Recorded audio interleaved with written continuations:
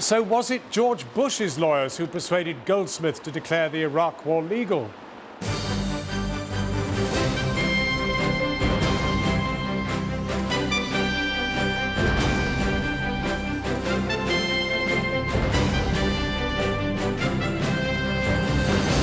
Good evening. One day the war was possibly illegal. 10 days later it was absolutely legal.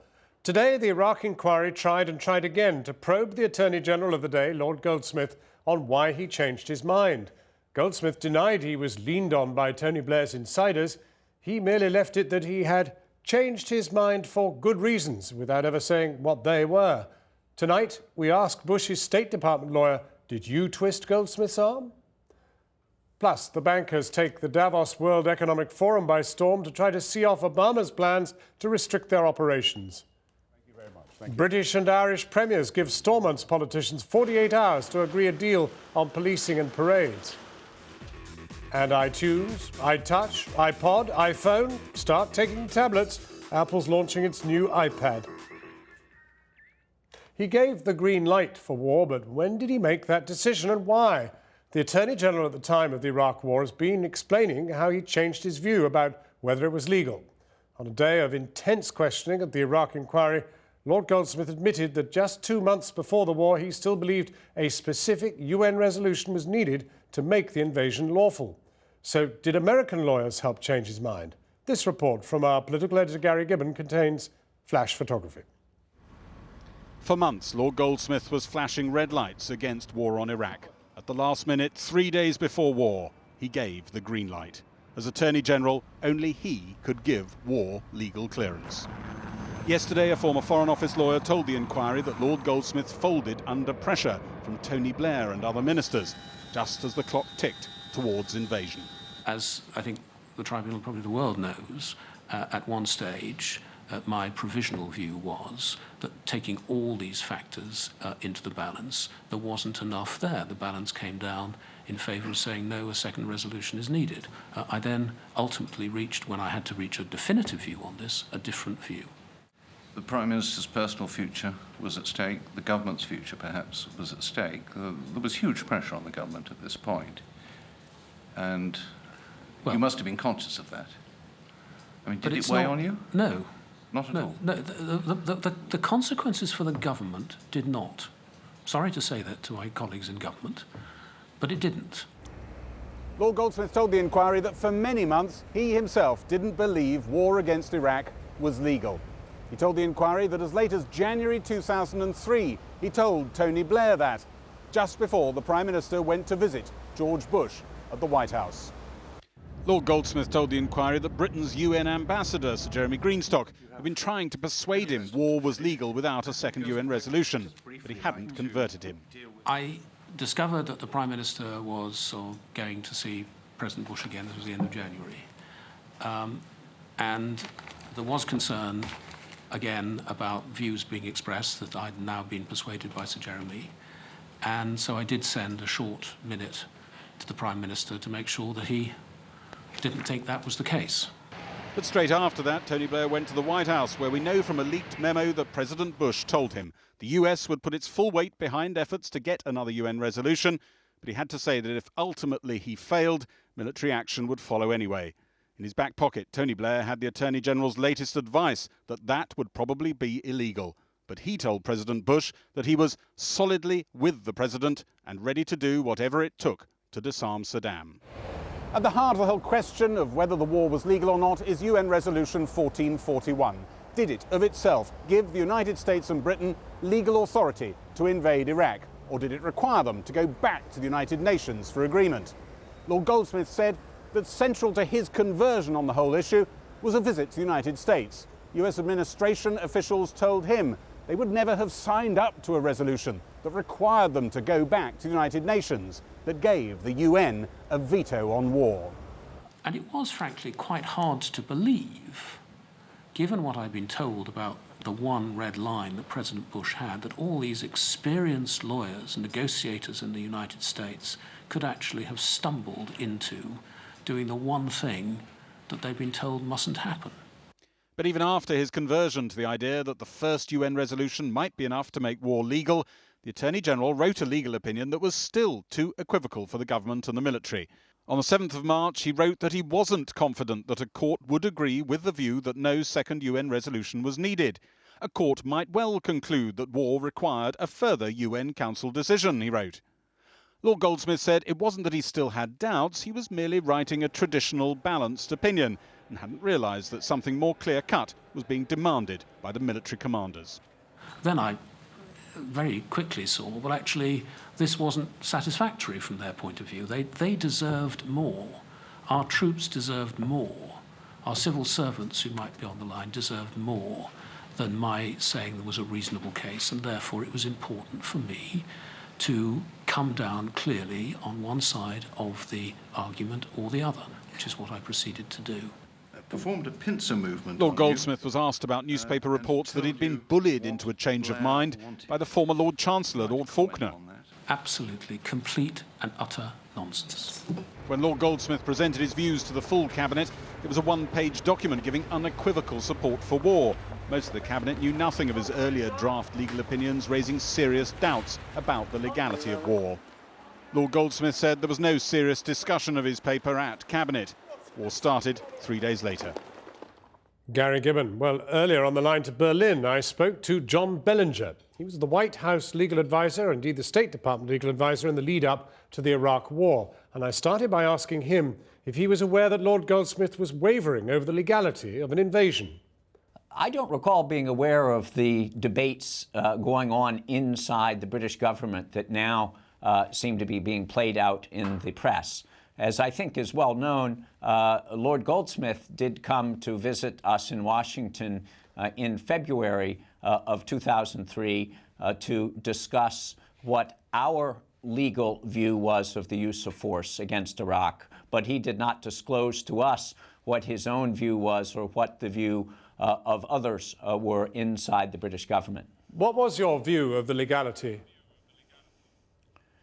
Well, I think you have to separate the policy from the law, and I think one could debate whether the Iraq War was a good policy and whether it was a good policy to go to war without a new Security Council resolution. But the narrow question is, was there a legal basis under existing resolutions? And I think the answer to that is yes.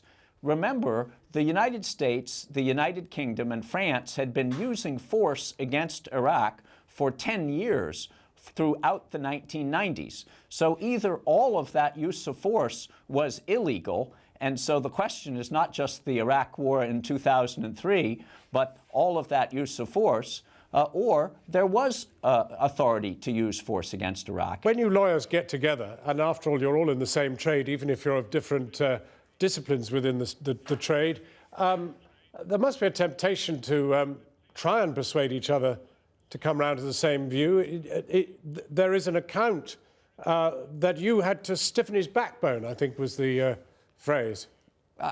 Yeah, I've seen that. I think that's preposterous. That was not, it would not have been for me to be stiffening the backbone of the Attorney General of Great Britain, and I don't recall that at all. And furthermore, we didn't know what his view was. He came and asked us what our view was.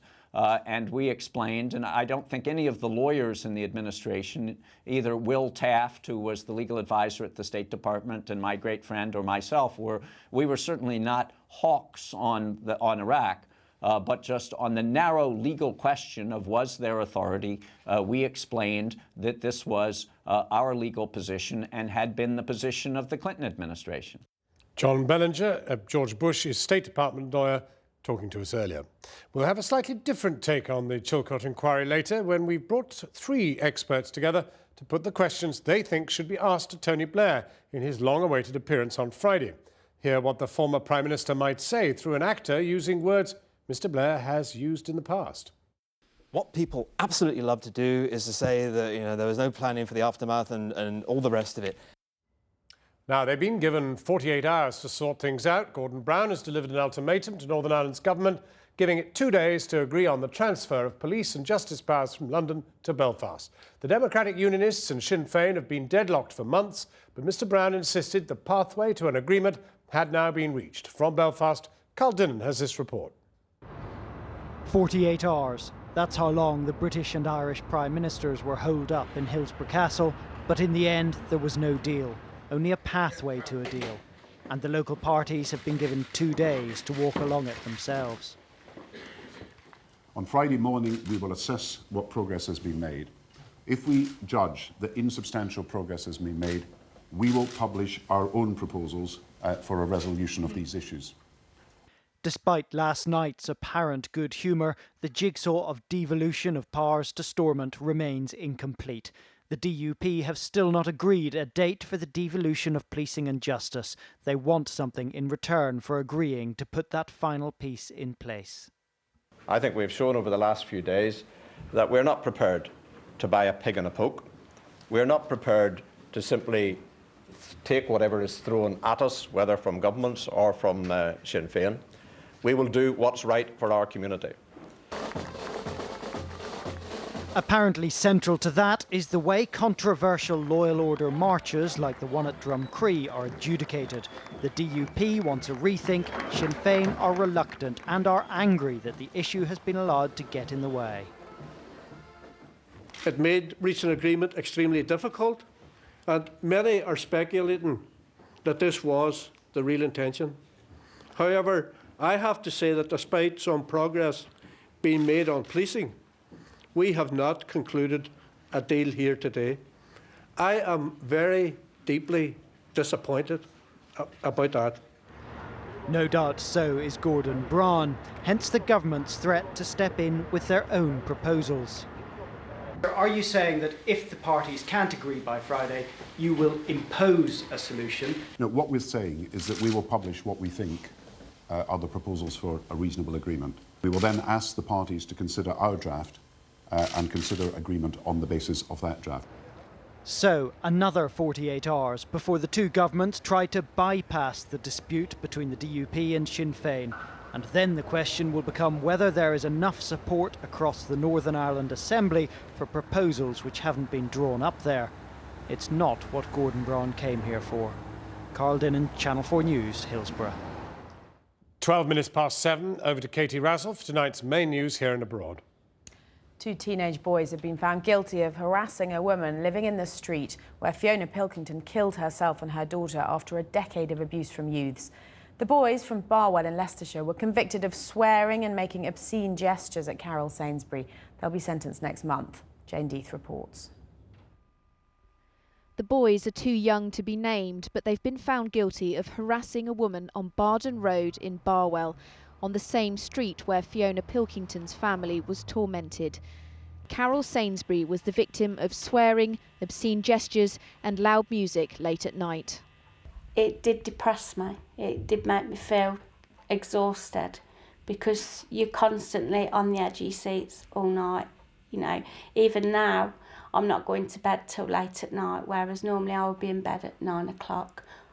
I can't rest. Every kid out there that's been a pain, that it should be sorted and knocked on the head. There's no suggestion the youths found guilty today were involved in the harassment of Fiona Pilkington and her disabled daughter Francesca, but the family was bullied by a gang of 16 children on Barden Road. It went on for 10 years before Fiona Pilkington killed herself and Francesca in a burning car. The inquest last year found police and the council failed to protect them.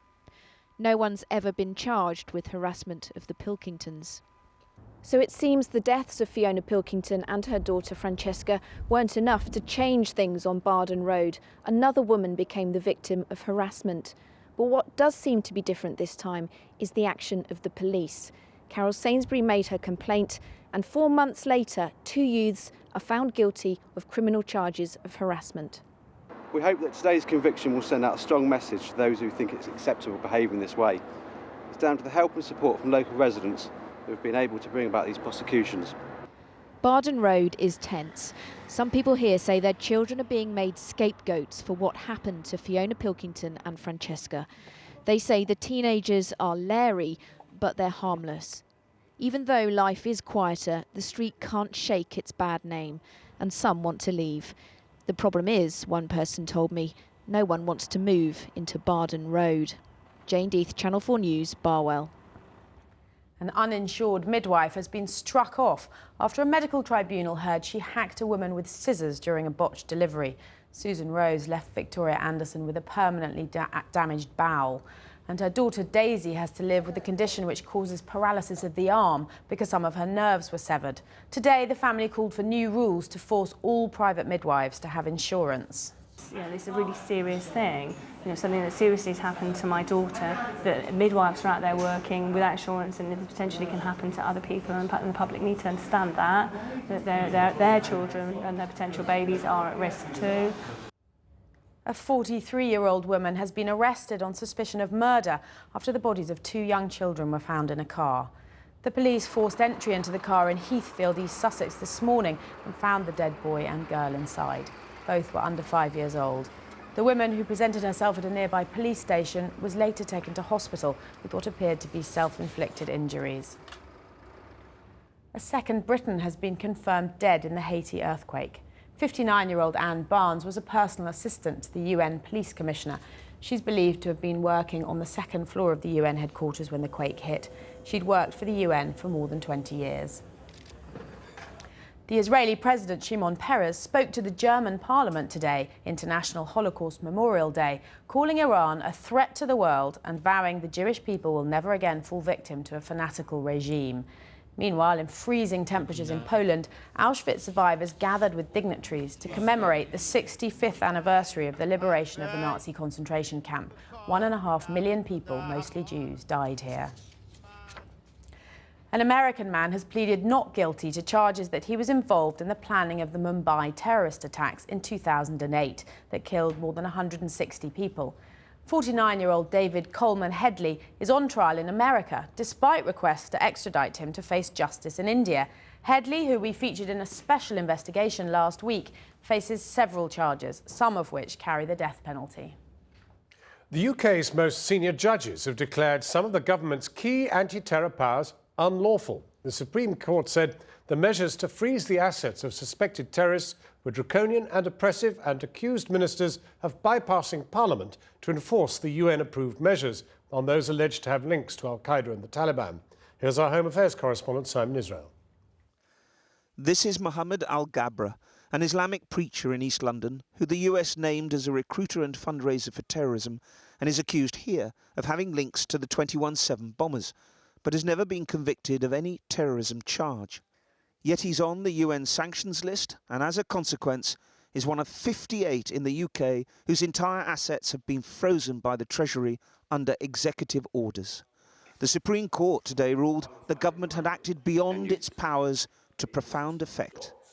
The system of asset freezing has a very severe effect on the ability of designated persons to access or use their property or obtain funds of any description from any source. In fact, in the judgment, Lord Hope goes much further and says, even in the face of the threat of international terrorism, the safety of the people is not the supreme law. We must be just as careful to guard against unrestrained encroachments on personal liberties. This is yet again another clash between the government and the most senior judges in the land over the legality of terror laws. This time it's about crippling financial restrictions based on suspicion rather than conviction, which, as one Supreme Court judge put it, made those affected prisoners of the state. In spite of the ruling, government lawyers today asked the Supreme Court to keep it that way until Parliament could consider emergency legislation. The Treasury is trying to buy some time to create some other measures to continue to restrict those people once they get relief from the current sanctions. The one thing the Supreme Court did not do, it did not challenge our obligations under the UN Charter to have an effective asset freezing regime. And we want a regime that's effective, that's proportionate and fair, and we're going to make sure that we now have the legislative base for that as decided by the Supreme Court. Mr. Al-Gabra was one of 5 to strike a blow for human rights today. The others include Hani Youssef, who's an Egyptian national alleged to have links to al-Qaeda in Egypt, although the Foreign Office has found no links and has been pressing the UN to remove the British resident from its sanctions list. He's been denied access to funds since 2005. The other 3 are all brothers who had their assets frozen in August 2007. The whereabouts of Mohammed Jabbar Ahmed and Mohammed Azmir Khan are not known, and they may have left the UK. There is little known too about the final man, Michael Martin, just that he was formerly known as Mohammed Tanvir Ahmed. No one on the Treasury's sanctions list will have immediate access to funds as a result of this judgment. But asking Parliament to simply rubber stamp current practice may not be straightforward without introducing effective judicial review. Simon Israel reporting. After the break, in his own words, what Tony Blair might tell us about the road to the Iraq War. And later, brown, bristly and covered in feathers. Why scientists think dinosaurs look more like Barney than creatures from Jurassic Park.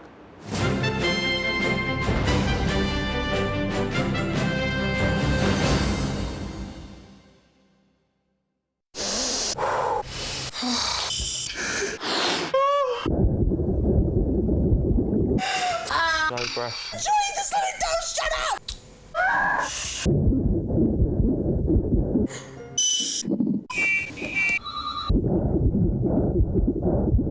Well done.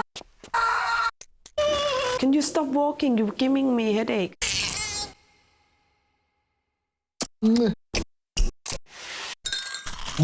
Oh dear.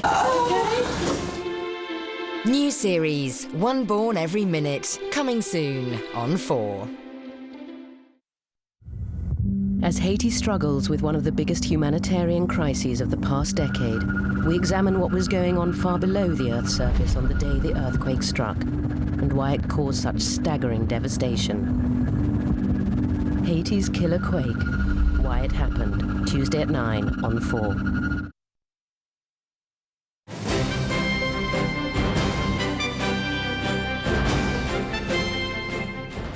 Cutting the big banks down to size is not the answer, the head of Barclays has declared in a direct attack on President Obama's move to limit the size and scope of America's banks.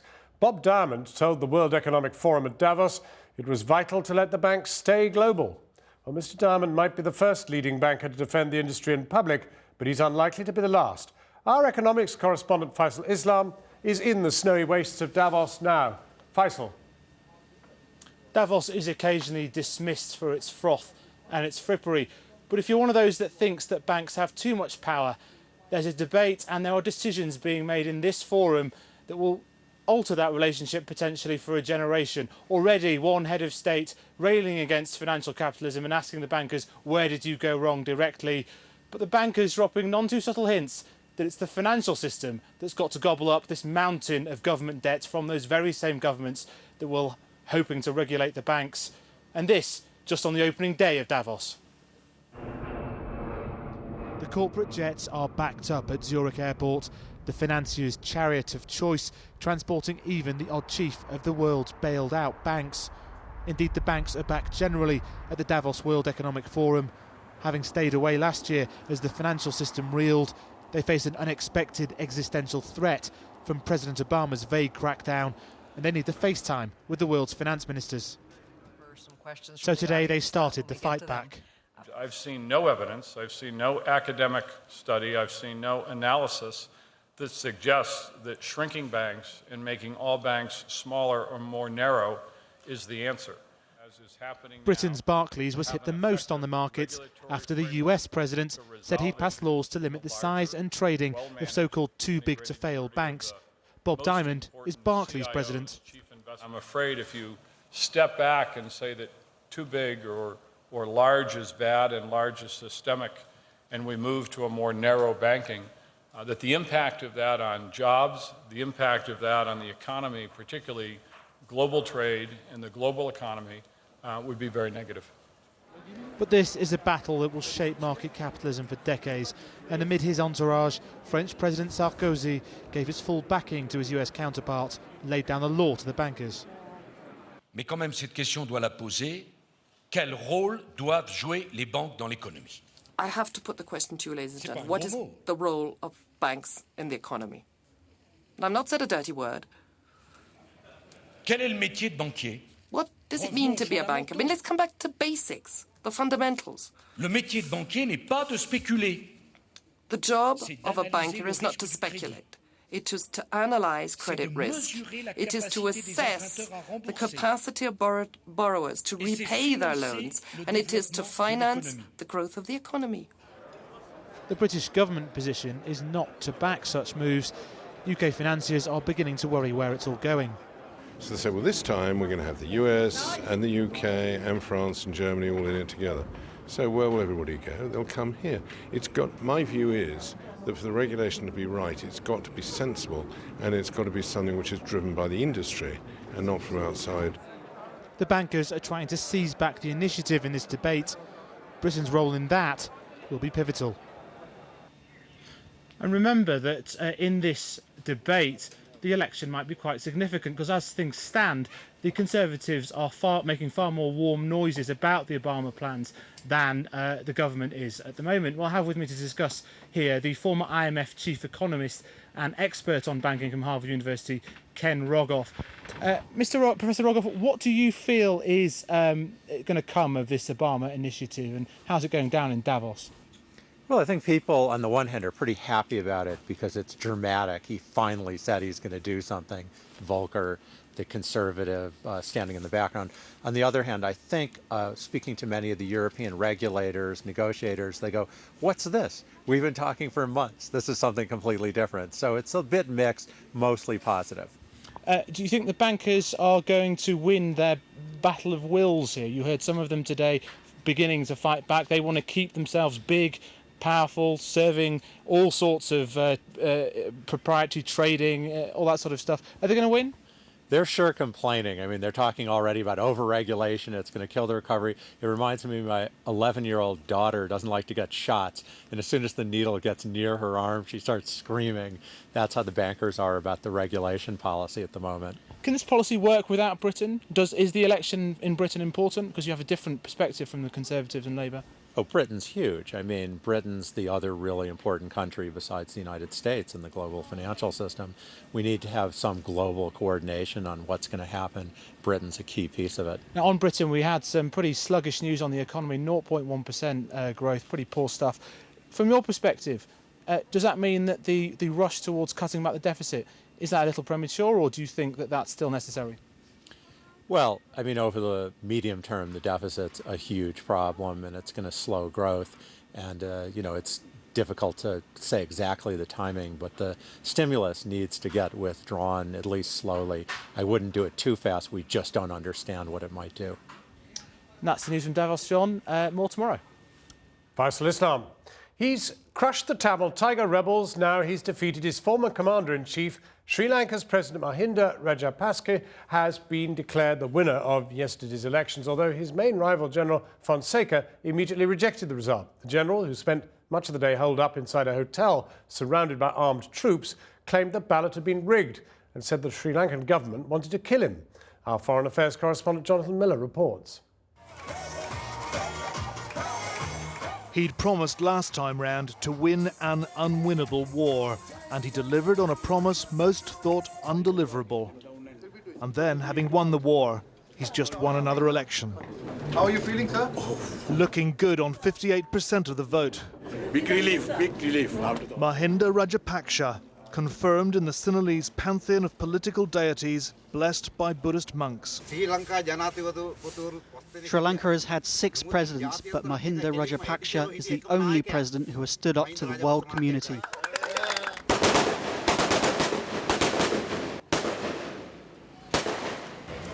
The president's victory will lead to a greater victory of our people.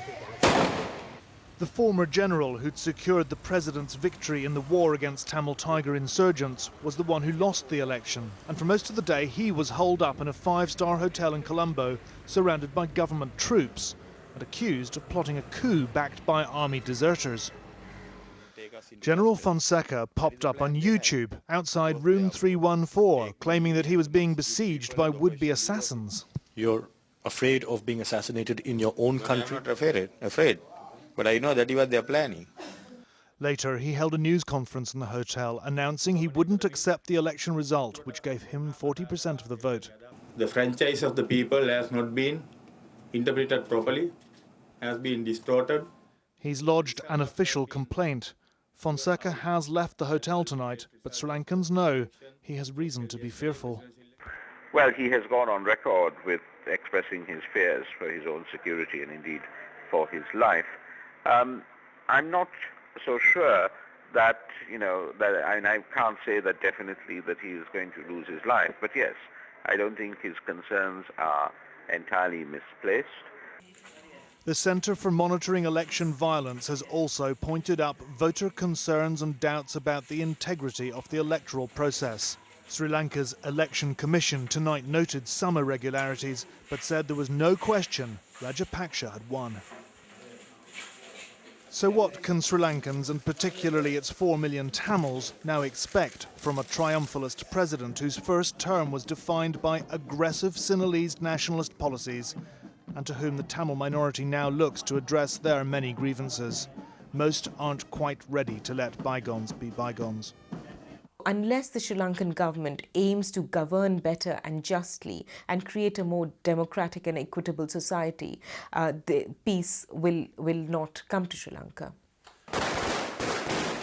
For Tamils, this was a Hobson's choice of a poll between two former allies turned bitter rivals, both accused by human rights groups of war crimes against Tamil civilians. Sri Lanka's Tamils are looking for a victory for justice in a country they too want to feel part of. And Mahinda Rajapaksa hasn't delivered that yet. In a moment, what our experts think Tony Blair might say to the Iraq inquiry. But first, 7:30, over to Katie for a summary of today's main news. The Attorney General at the time of the Iraq War, Lord Goldsmith, has been explaining how he changed his mind on the legality of the conflict. Lord Goldsmith told the Iraq inquiry that until a month before the invasion, he believed another specific UN resolution was needed to justify it. Just days before the war, he changed his opinion. He denied being pressurised into doing so. The British and Irish Prime Ministers have given Northern Ireland's government 2 more days to reach a deal on the transfer of policing powers. Despite months of deadlock, Gordon Brown said the pathway to an agreement had been laid.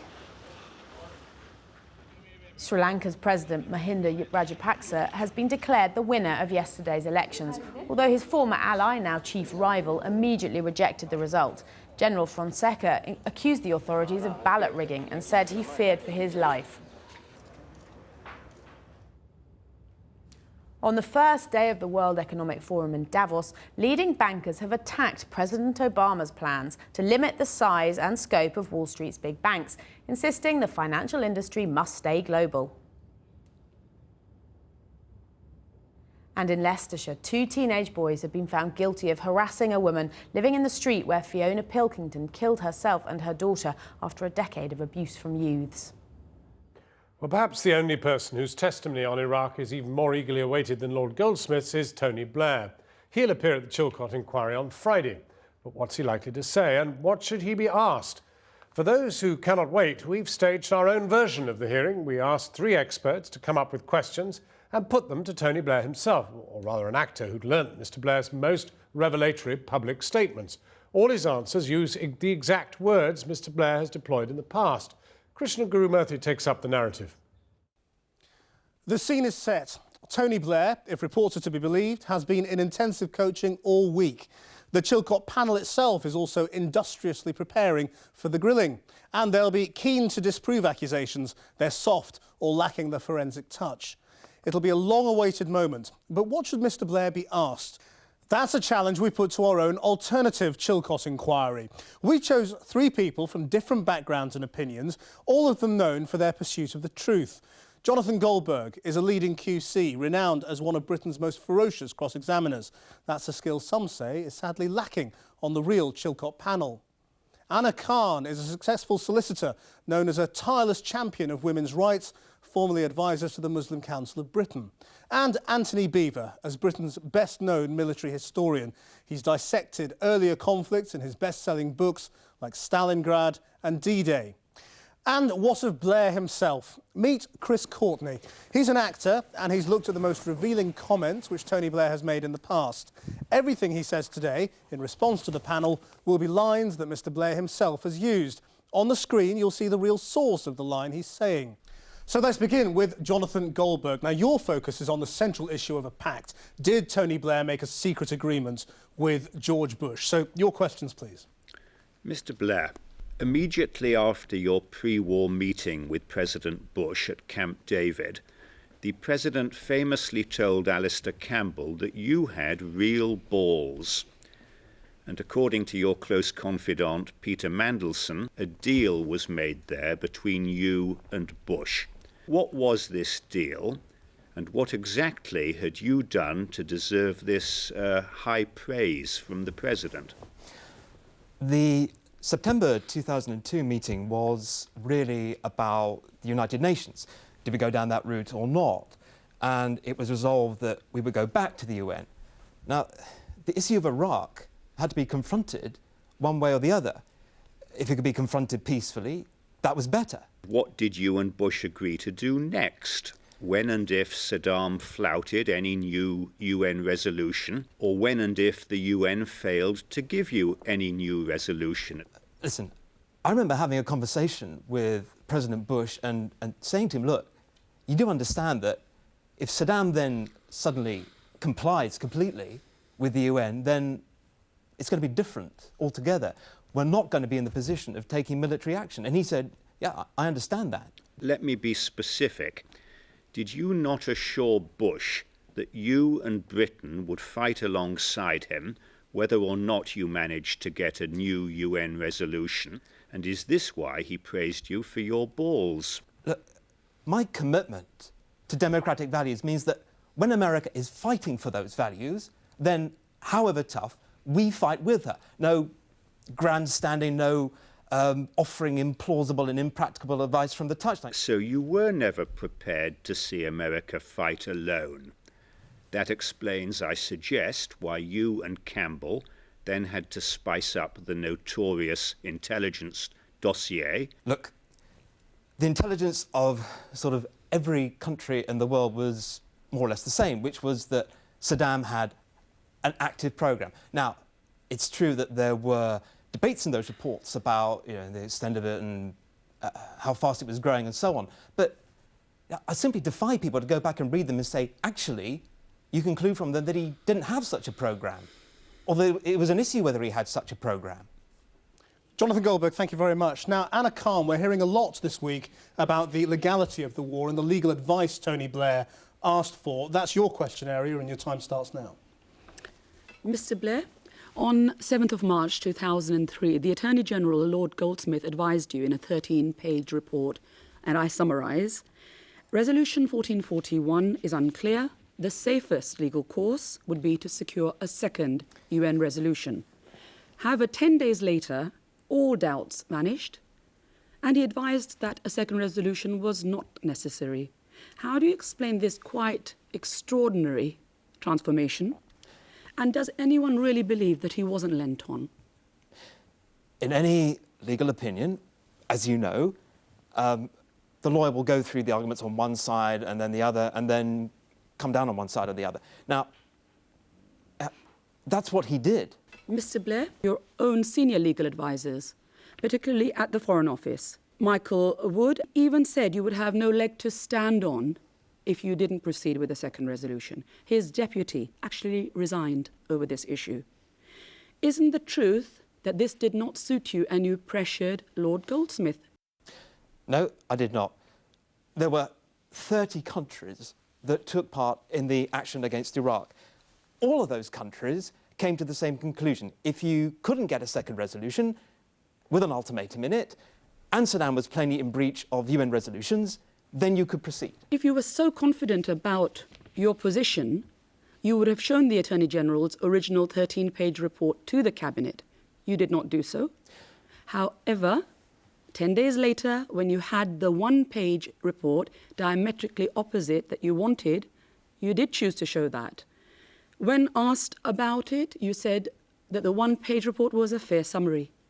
Do you still stand by that? I didn't show the full evidence to the Cabinet because, well, we had the Attorney General there. He was there to answer any of their questions. If they had questions, they could ask him. Anna Khan, thank you very much for that. Now, central to the whole issue here is the question of military preparedness and the post-war planning. Anthony Beaver, that's your area of questioning. Please go ahead. Can we address the great paradox of the Iraq War? Using shock and awe, the American-led coalition achieved one of the most extraordinary and rapid victories in modern military history. Yet never has a victory collapsed into chaos so rapidly. Why was there no proper planning for the aftermath? Hang on a minute. This idea that we didn't have a plan for afterwards, it's simply not correct. We did.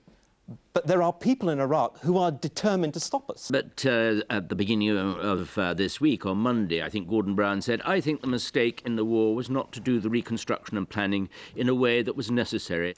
And just before the war, General Tim Cross warned you in person of the lack of planning. So why did you agree to go ahead with the war when you had received so many warnings that no effective planning was in place and there were not sufficient troops on the ground? What people absolutely love to do is to say that there was no planning for the aftermath and all the rest of it. But that's not really right. What has happened fundamentally is that the people we're fighting have decided to fight back.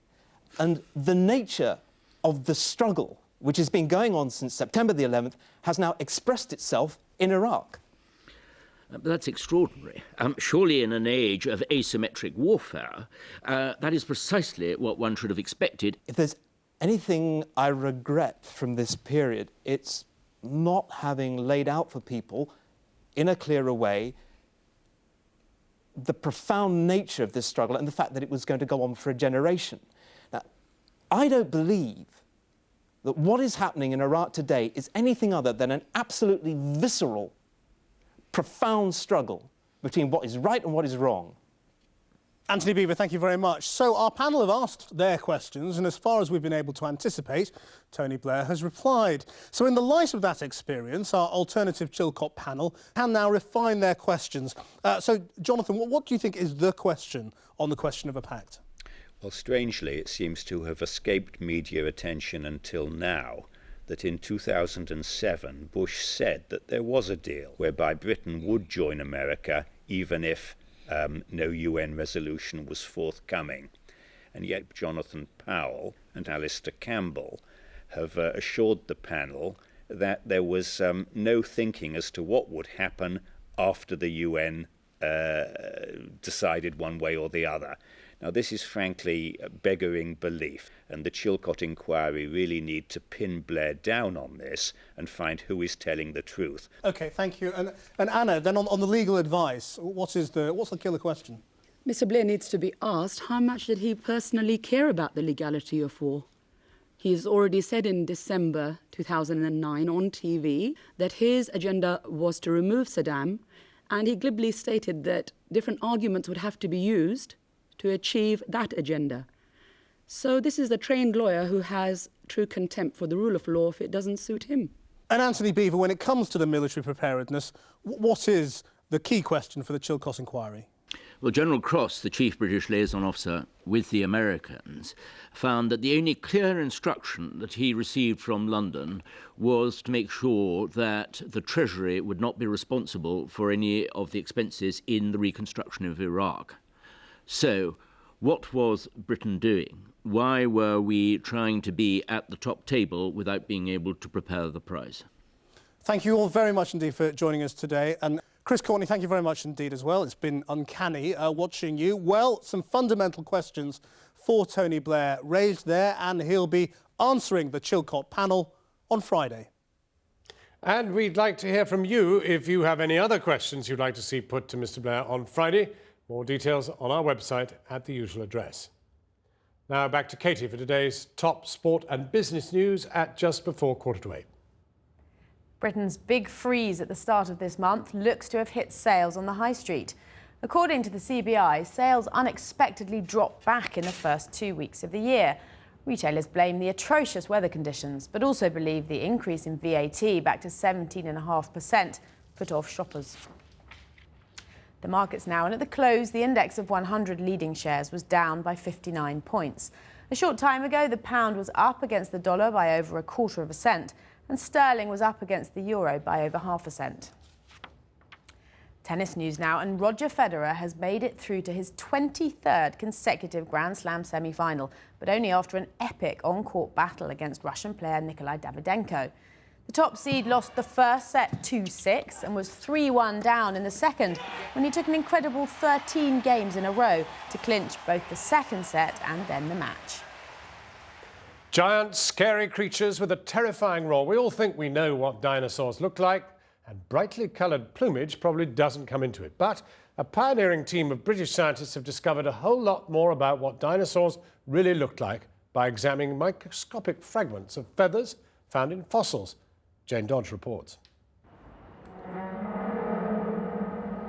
Peering through the undergrowth in London's West End, this surreal scene is part of an exhibition, Dinosaurs Unleashed, testament to our enduring fascination with these amazing beasts. We know from skeletons their shape, but not their colour. Well, not until now. So were they brown or green, or maybe the makers of the children's TV character Barney got it right. What colour do you think dinosaurs are?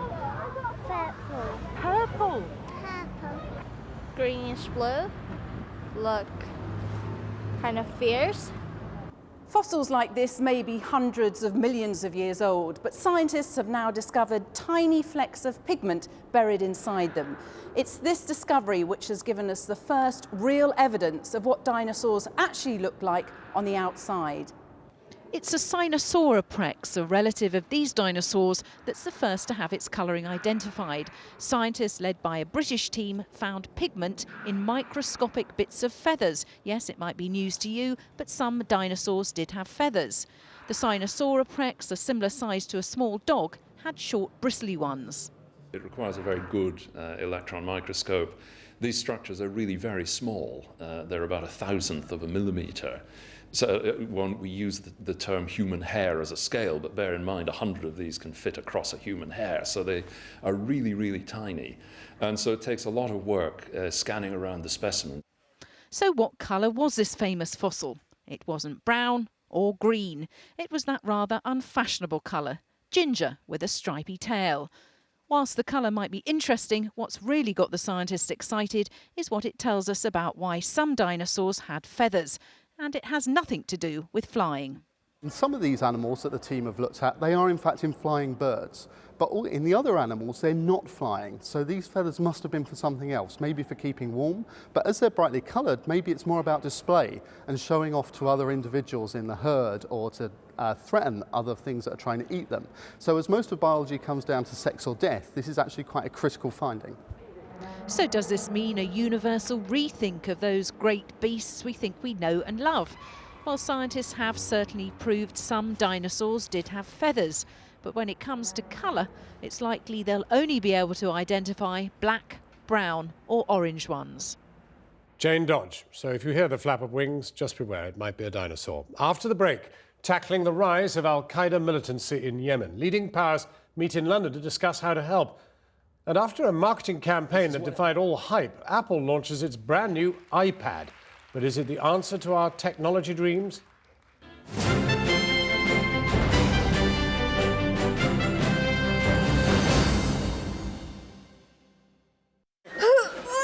Just one last push.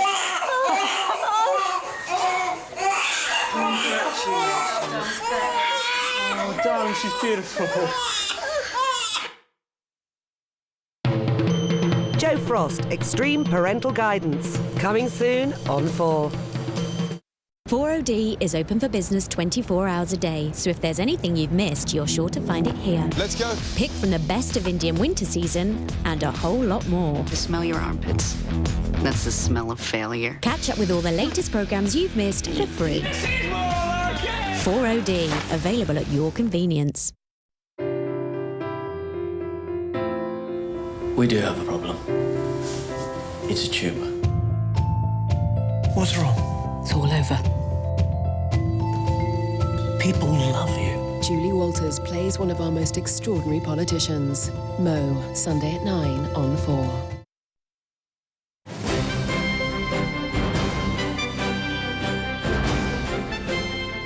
Not just fighting extremism, but fighting the causes of extremism, Yemen has promised immediate political and economic reforms to help tackle the rise of al-Qaeda militants at international talks in London. The summit was called by Gordon Brown after the Christmas Day plane bombing attempt increased concern that Yemen was becoming a haven for terrorists. The US Secretary of State Hillary Clinton said progress had been made. We recognize that the challenges facing Yemen cannot be solved by military action alone. Progress against violent extremists and progress toward a better future for the Yemeni people will depend upon fortifying development efforts. The Yemeni people deserve the opportunity to determine their own future, not leaving their fate to extremists who incite violence and inflict harm. To help the people of Yemen, therefore, we have to do more, but we have to work in conjunction with the government of Yemen. Our Foreign Affairs correspondent, Jonathan Rugman, is at the Foreign Office. Jonathan. John, I think there were some concrete agreements today amid a lot of cynicism over whether anything really would be agreed. I think the main thing was that Yemen agreed to various economic and political reforms in exchange for a program run by the International Monetary Fund to try and get the economy back on its feet. There are various other agreements. There's going to be more support for the Yemeni Coast Guard. There's going to be more support for the fight against al-Qaeda, and there are going to be more meetings to come in the Gulf. And really what today has been about is the international community re-engaging with Yemen in the light of the attempted bombing of an airliner over Detroit, a bombing which was allegedly planned in Yemen. And so what we're seeing is an attempt to tackle Yemen's problems to stop it from becoming a failed state rather than just a failing state. Jonathan Rugman at the Foreign Office. Oh, I can ask you another question. So is anything actually going to come of it? Are we actually going to see anything? Out of Afghanistan is what I have to ask you. Needless to say, I didn't actually know we were going to talk about Afghanistan, so you fire away and do it. Well, I think this meeting about Yemen is the precursor to a more important meeting tomorrow, this international conference on Afghanistan. Ban Ki-moon will be here from the UN, Hamid Karzai, the president of Afghanistan. And it is an exit strategy for the coalition in all but name. It is about the transition of more provinces to Afghan control. It is about training more Afghan security forces and agreeing targets for those. And most controversially, it's about a reconciliation fund which will be run by Karzai himself, which will allow him, in effect, to pay Taliban members to leave the Taliban so that the coalition doesn't have to fight them. Jonathan Rugman at the Foreign Office. Now, what's bigger than a smartphone, smaller than a laptop, and lets you do everything from read a newspaper to watch a film and send an email? With a great deal of secrecy and an incredible marketing buzz, technology giants Apple are in California as we speak, launching their most hotly anticipated new gadget ever, the iPad. So is it the new must-have for millions of consumers? And how might it change the whole media industry? Our technology correspondent Benjamin Cohen has this. And we call it the iPad. The obligatory cheers from the Apple faithful heralded a device that Apple chief exec Steve Jobs claims will change our digital lives. One computer with no mouse or keyboard that seems to marry web browsing, social networking, email, films to reading newspapers and books, all on one shiny touchscreen. What this device does is extraordinary. You can browse the web with it. It is the best browsing experience you've ever had. It's phenomenal to see a whole web page right in front of you and you can manipulate with your fingers. It's unbelievably great. Way better than a laptop. Way better than a smartphone.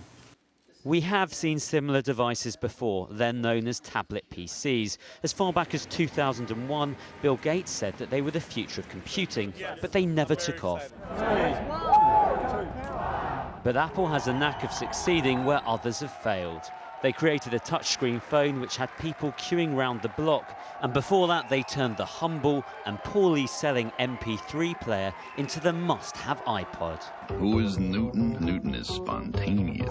Although Apple has had some flops, notably the Newton, a handheld computer canned in 1998, which with a touchscreen interface is disturbingly similar to Apple's latest gadget. You have things like the Newton. You have the last time Apple really tried to push gaming with the Apple Bandai Pippin, a complete failure back in the mid-90s.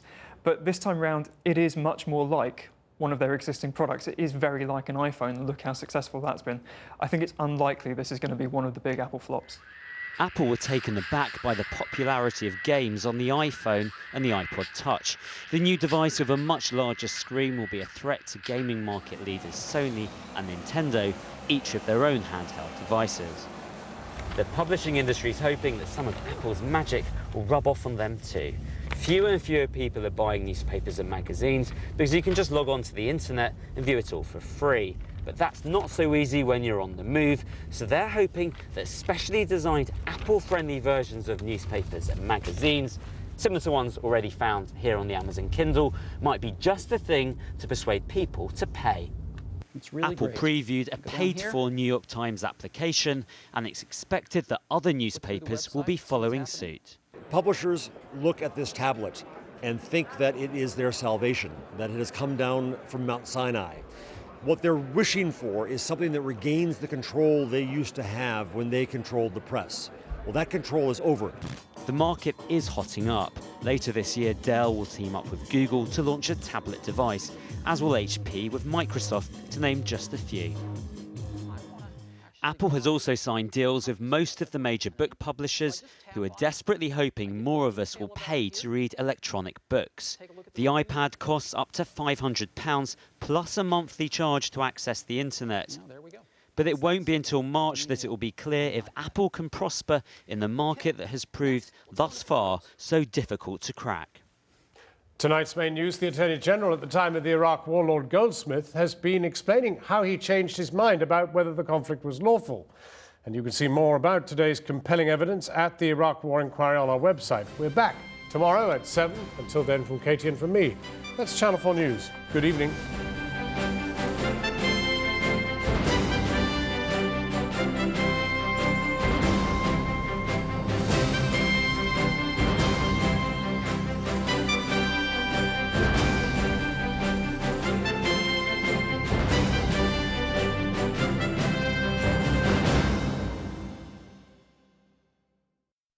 And now the weather. A few showers may linger around northeastern coasts overnight, with sleet on the hills, but most of Britain will turn dry. It'll be cold again, with temperatures close to freezing and a slight frost in places. Many places will get off to a dry start tomorrow, but patchy rain and drizzle will spread into the northwest later. That rain will become heavier over parts of Scotland during the afternoon and evening, and may well turn to sleet or snow on the hills in the northeast. Some hill snow is also possible in the far north of England later. Southern England and Wales will be mostly dry with a few bright spells. Temperatures will range from a chilly 4 in the east to around 8 Celsius in the southwest. And it'll turn colder everywhere on Friday and Saturday with night frost. There'll be some sunshine, but sleet and snow showers are also expected. Channel 4 brings you a brand new series of inspirational films that capture the true drama of modern British life. I'm hoping that there's going to be a little girl. My gut feeling is another little boy. Our brand new series of cutting-edge films starts with 8 boys and wanting a girl, Thursday the 4th of February on 4. Feeling embarrassed? They don't go out, they hang. Deeply self-conscious? I do trump a hell of a lot. Living in shame? If you have a boyfriend, I just don't want to take my clothes off. Don't worry, the clinic's reopened. If you don't talk about it, it's never going to get fixed. The new series Embarrassing Bodies is back next Wednesday at 9 on 4.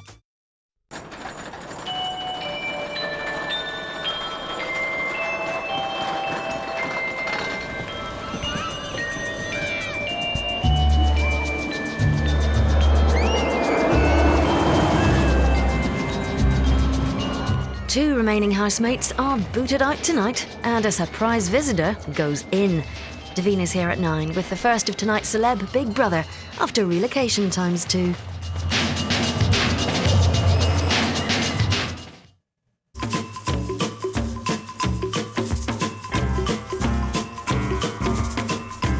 Get a feeling for furniture. B&Q, what could you do? This week we've got a fairy tale challenge, rescuing a couple from a tower. The Tower of London, that is. We're helping a real-life beefeater and his wife. Yes, they really do live in the tower. And just as in any good historical saga, you can expect drama. Maybe we could have the first divorce on telly. That would be good, wouldn't it? Romance. I love it. That's fabulous. This is brilliant. Damsels in distress. And even some high treason. It reminds me of a sheltered accommodation. What's a sheltered? Sheltered accommodation for old people. Oh, that is such a good story. But will this fairy tale have a happy ending? Listen.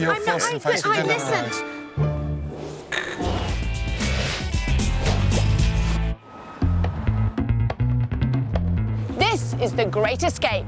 We're helping a beefeater and his wife plan their way out of Britain's